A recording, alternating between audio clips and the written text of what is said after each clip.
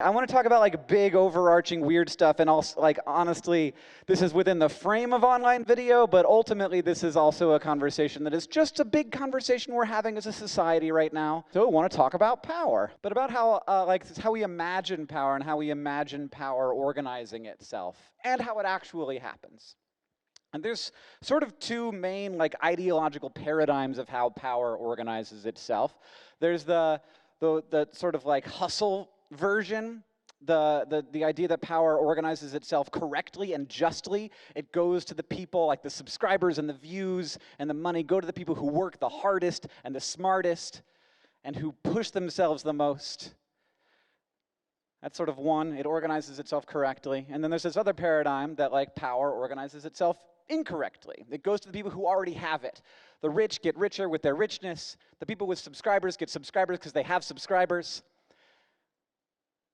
And when we are sort of like picking which one of those things are going to believe in, I think that like ultimately it's probably for our personal success better to pick the first thing. To think to ourselves, ultimately, I can only control myself and my own actions. And so I'm going to think to myself, the only thing that matters with regards to my success is how hard I work. And that's going to get you out of bed in the morning. It's going to make you push.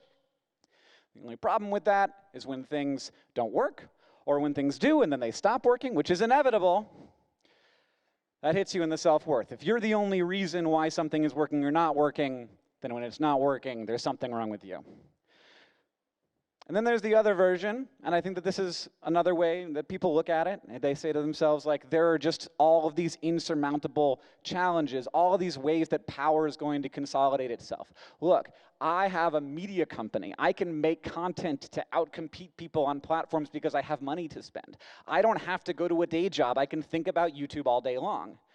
I don't, I have relationships in this business. I know people, I know agents, and I know people who work at YouTube, and I have friends who are successful YouTubers and can collaborate with them. There's all these different ways. It's not just, and then there's mathematical ways that it's just the case that like when you have more, you get more. It just happens. It's the same thing as like if you put $1,000 in the stock market and it goes up 10%, you make, 10% increase. If you have $1 million and you have a 10% increase, you made a lot more money. Both of you had a 10% increase, but one person made like $100,000 and one made like 10.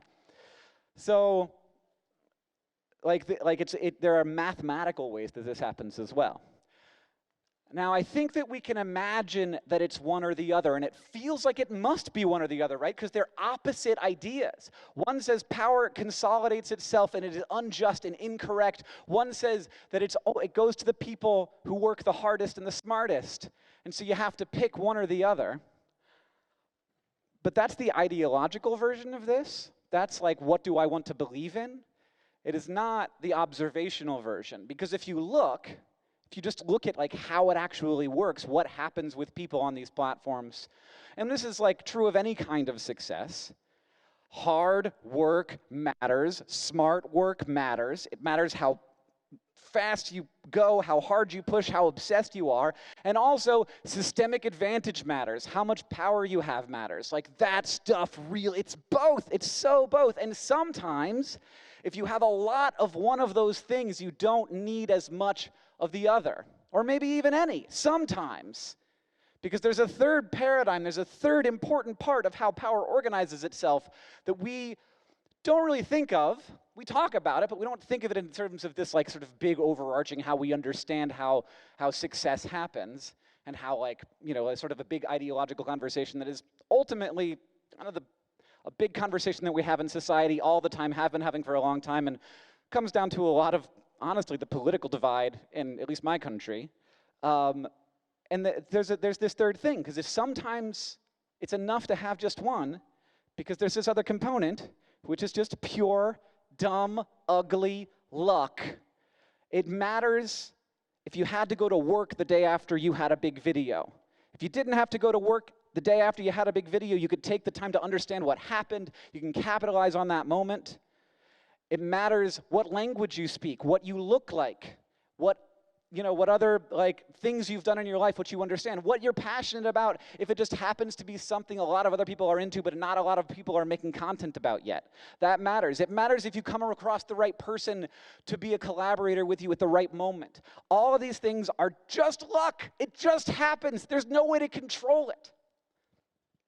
Now, I think it's really important that we as societies and individuals, and I think it's important for platforms to recognize that there are these systems that make it harder to succeed if you don't already have the capital and the power, and to identify the ways that that works. Because when you feel like, if you're understanding it in that frame, you feel like you're always going uphill, and maybe that's a less good way to motivate yourself to get out of bed in the morning and to push, but it's a really important way to identify the actual problems that interfere with the fair distribution of success. To identify those things, because they are invisible to people with power like me. I don't see them. I don't know that they're there. To me, I only feel like those advantages are just me working hard. I don't notice that they're actually something that is making me, giving me power when maybe that's actually unjust. And I don't want to think about that, because I want to think that it's all just me and my hard work and my smarts, right? So we need people to recognize that there are these systems and to shout about it to me, so that I can, the people with the power like me can shout about it to platforms and also to governments and societies. So you have to recognize those things, and this has to be a part of it. That's not really what this talk is about, but it is important to recognize. Ultimately, what it comes down to when we're thinking about this, if you're looking for the best path, not necessarily to success, but to being able to do this without ripping yourself to shreds, is that you have to think about it the actual way that it is, which is that hard work matters, but so do the advantages that you have, and so does luck. So if I'm going to leave you with anything today, here's the thing that I want to leave you with. Before the Merrill twins come up and say goodbye. What a wonderful thing, by the way. Before I finish, thank you all so much for coming out to the creator track of VidCon. Thank you for coming to VidCon in general, bringing your thoughts and your bodies and your ideas to this space. I love it so much, and I'm so glad to be here. But I'm going to leave you with this thing. And girls, be careful, because there's a bunch of sharp glass. Oh, God. I'm shook. But what I want to leave you with is that we are doing this thing. And we have to work hard, we have to work smart, we have to recognize our advantages and recognize our disadvantages, and most importantly, we have to not call it failure when we don't get lucky. So thank you all so much. I'm going to carefully leave the stage. Have a lovely rest of the thing.